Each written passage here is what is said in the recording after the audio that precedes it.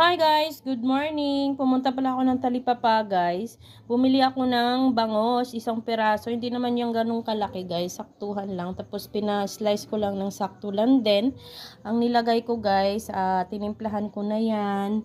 Nilagyan ko na siya ng siling green. Hindi ko kasi alam kung sobrang anghang yan, kaya isa lang nilagay ko. Tas luya, tsaka bawang. Hindi ko siya nilagyan guys ng tawag dito, sibuyas. Kasi ayoko nun pag sa paksiw.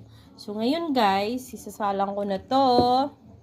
Tapos nga pala, eto, magugulay ako ngayon guys. Ito halagang 40 lang to. Tapos, lagyan ko siya ng sili. Magagayat na lang ako guys ng bawang. At saka, yung sili, bawang luya, ganun.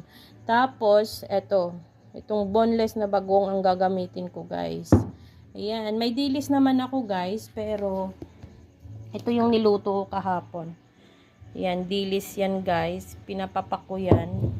So ngayon, gigisahin ko lang yan guys, tas kunting bagoong, yan lang, ulam na.